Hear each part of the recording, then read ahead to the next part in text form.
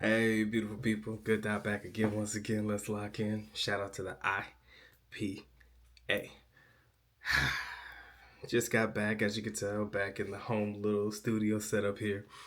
Kind of happy to be back. It was fun when it was fun. Now it's time to get back to business, right? But one of the things that you go through with traveling, if you travel to different time zones, is jet lag is a real thing.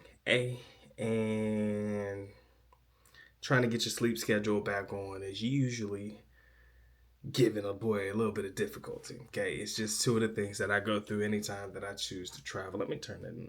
There you go, a little bit. Okay, but although it's about 3 o'clock in the afternoon, Philippine Standard, it's 3 a.m. here, and while I got this time, I'm gonna talk a little low because young lady sleeping. I want to come to y'all real quick about an interesting topic of conversation that just kind of dawned on me as I just got back. The Philippines has a very, very interesting way of changing the way foreigners think about money.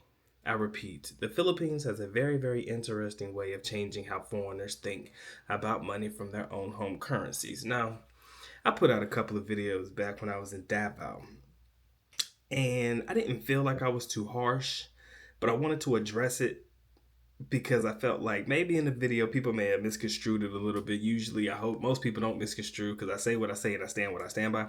But I was kind of like, yeah, I make too much money to be riding on Jeeps and shit like that. I remember saying that. Now, please believe, if the distance is short and parking is difficult, please believe I'm going to ride a Jeep. I never said in that video that I would never ride Jeeps again. It's just the fact that using that as my regular mode of transportation now that I'm grown, now that I have a job, now that I have access to funds, which I didn't have when I was a college kid, is kind of the energy that I wanted to give y'all. Like, yo, I can't do that anymore because it's just hot and I can't be sweating, because I can't afford to be changing my clothes 2 or 3 times a day, right? But when I thought about it and I watched the video playback, and then I thought about the way that I approached it and maybe my energy that I gave off in the video, I was like, damn, the Philippines does have a very interesting way of changing the way foreigners think about money, especially currencies from their own home countries. Now, in most countries, with the exception of some places in Asia, usually you get a pretty good exchange rate for your currency. I think the UK is somewhere, one British pound is like 60 something plus, US 1 to about 55. Some of the higher currencies, the ones that really do get more bang for the buck, is the Kuwaiti dinar, which gets about, I don't know, man. I can't remember off the top of my head. I want to say one of those is like 150 pesos. I think because the U.S. dollars, I think it's 1 to 3 for every one Kuwaiti dinar. It's like $30 US, something like that. It may be more, maybe less. And then of course the Bahrainian dinar, I think that's what it is. I've always had a thing for currencies, right? So what I'm trying to get at is that the majority of currencies, when you exchange it in the Philippines, it definitely goes a long way, which is why a lot of foreigners like to travel to the Philippines for leisure and the experience, right? A lot of people want the Philippine experience. Unfortunately, not everybody can afford the Philippine experience, so we're gonna change the word afford in for cheap. Rather than saying the Philippines is cheap, we're just gonna say the Philippines is more affordable. And even though it is affordable for the greater majority of people, a lot of people really don't have it in them right now to be able to travel. But for those that have been able to share in their own Philippine experience, they've noticed that the Philippine currency versus their currency just goes a long way. And it kind of changes their approach to the dollar. It changes their approach to the dinar, their approach to the British pound, or whatever your currency is. It changes your mindset. Like, damn, I can spend, way more money over here and get more money for my money and do a lot more things than I could probably do in my own home country. And it changes them to flip the script. All right. And I want to give you guys a perfect example of this so that you guys can pick up what the good doc is putting down. I've always been one of the biggest advocates in the world, especially in this YouTube space, about the idea of leading with your wallet, right? When you lead with your wallet, we've always said that the outcome typically doesn't end well, right? And I thought about this one and I stand 10 toes down on it. But my mindset is starting to change a little bit since, again, the access to funds and access to resources is starting to change a little bit. You see, when I was in college, right, rather than just paying somebody to do something or something like that, right, or to, pay for activities and all of that stuff, I would rather use this right here to convince a young lady to fall for me or to fall in love with me, or I follow her, we talk, we're on the phone and all of that stuff, and just having those nice long conversations and text and talking back and forth and telling each other we like each other, telling each other we love each other. Oh, the back and forth, the bullshit, right? Back in the day, I would rather do that before I open up the wallet and just say, hey, what does it take? But I was having a conversation with this guy. He's a subscriber. Shout out to him. A1 Day One's been around since 100 subscribers, so salute to him.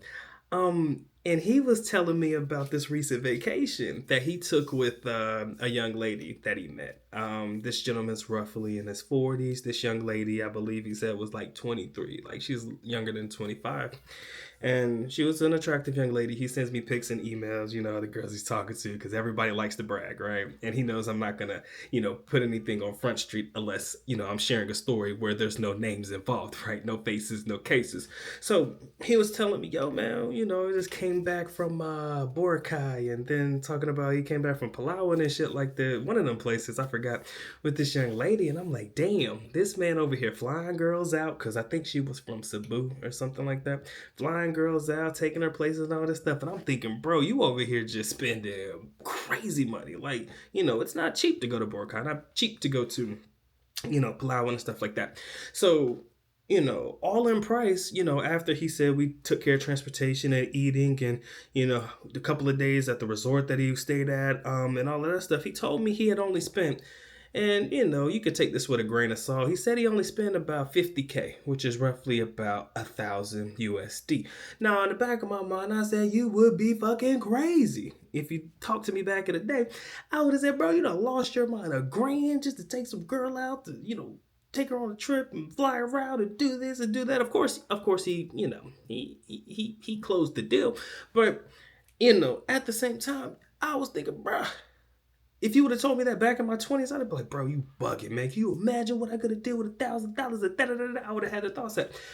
But now that I'm hearing this same conversation and I'm a little bit older, I'm like, $1,000, yes, it's a lot of money, but it's not a lot of money if it gets you from point A to point B a little bit quicker, right? Think about what I told you before. The long night conversations, the texting and all of this stuff, and time and effort and energy. If you got it, go for it. But most people, they really ain't trying to do all that shit, right? They not trying to do that, especially if what? You have a little bit of this right here. You're not trying to do all that shit, right?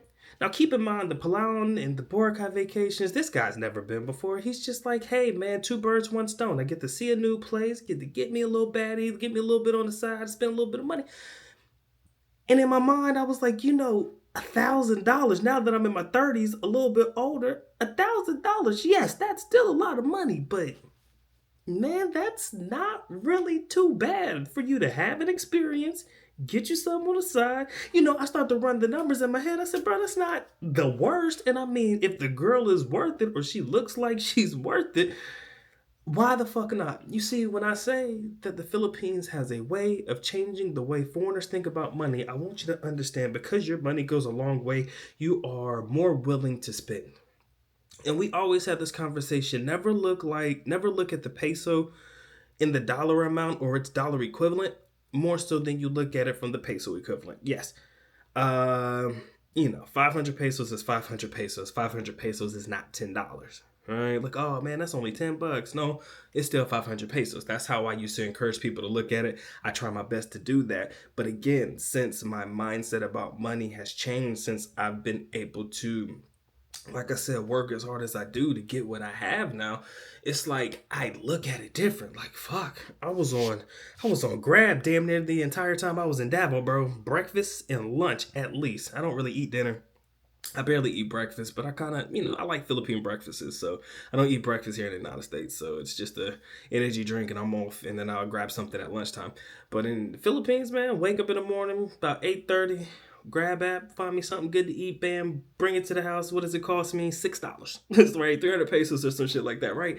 And, I was doing that damn near every day. And I'm like, shit, man, it is what it is. And that's the way I look at it. Now, I would probably never do DoorDash and, Uber Eats and stuff like that here in the United States because, you know, those types of services, they cost, right? We're talking about 10, 20, $30, right? As opposed to the $6 that I was doing using the Grab app and stuff like that. So again, I may not do that in the United States. There's things you may not do in your home country that when you're in the Philippines, it means nothing for you to be able to do it. So when I say that the Philippines has a very interesting way of changing how foreigners think about money, that's from top to the motherfucking bottom, dog. I mean, from the smallest things of buying pasalubongs and treats and stuff. Man, what's 100 pesos here? $2 there, $3 there, $5 here, $5 there. Buy some stuff to take back home. Man, I could put together this nice little care package or whatever for my friends and stuff. If you care of all the Philippine snacks and all that stuff, I could ship it out or I could bring it with me, pack it with me. Is it really gonna cost me much? Probably at best, depending on how much I bring back. You saw the grocery video, maybe about $100 for me to really pack in some real shit. Like if I want to go hard. But again, you're not looking at it like, 5,000 pesos, 6,000 pesos. You're looking at it like, what's $100? I mean, I had planned to spend that in the first place on this trip, right? So it really don't mean that much to me. So imagine you bringing that mindset into a more permanent situation, right? Now, hopefully, you're able to bring in a lot more money than your everyday average, regular human being. When even like in the United States, if you're able to bring in what is considered to be average in the United States and you could bring that to the Philippines, man, we've already talked about it. You're going to live like a king. Now, what is average? I don't know what average is technically, but I would say if you can comfortably bring in on a regular basis, I told you my number would be 5K. 5K is considered part of the 1% because that's like 60K a year. But if you're able to do 2, 3, maybe even 4K a month and whatever it is that you're doing, and you can live in the Philippines full time, bro, you're going to live great. You're going to live a great life. Right? I do believe that, it's going to be plentiful, it's going to be bountiful, and you could do a lot more, right? And when you can do a lot more with what you have, what do you tend to do? I would pray that you wouldn't increase your expenses on a monthly basis, but some people do that. I would pray you wouldn't do that, right? I don't want you to increase your expenses because you got the money to be able to do so. But at the same time, lifestyle creep, baby. That is a thing that exists. You have more money, you spend more money. Philippines has a way of doing that. I mean, that's anywhere in the world if you have money, but imagine having that type of money in a place where there's very few things that you don't have access to, right? Very few things that you can't get your hands on if you really, really want it, right? Legal stuff, of course, not the illegal stuff, but there's probably some illegal shit you could probably get your hands on too if you know the right people, the right connects, and you have the right amount of data, aka money. There's so many things that you could do with the amount of money that you have. Like I said, it's very scary. And when I tell you that the Philippines has a way of changing people's mindset about how they spend money, that could be women. Again, talked about the addictions, gambling, alcohol and stuff like that. It comes very affordable. So you can get your hands on it real quick and real easy. But your mindset becomes extremely warped. Is there anything that you can do to actually stop that from happening? I don't know, but dog, I can't call it because, you know, only you can be the master of your mindset. If that's even something that I could say, only you can really master your mindset. Like you have more money or access to more money and can do more things with what you have. Now, how you spend it is completely up to you, right? You may not be doing these exact same things in the United States, but it's crazy because now you can do it in the Philippines, so you choose to do it. So even if you couldn't do it in your own home country, because you can't do it in the Philippines, you're gonna do it. Why? Because it probably makes you feel away. It makes you feel like you really up there, right? Otherwise, why else would you do it, right? It gives you some level of gratification, right? So when I tell you guys one more time, because I like to repeat myself, as you know, the Philippines has an interesting way of changing your mindset about money or your mindsets about your currency or your mindset about finances in general.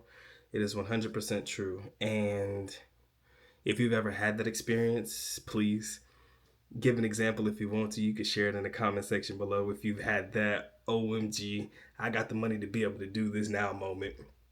And you could just put it in the chat, whether that's flying a young lady out, whether that's going to the bar and buying out the bar, or whether that's doing some baller shit, whatever it may be, whatever tickled your pickle at the moment.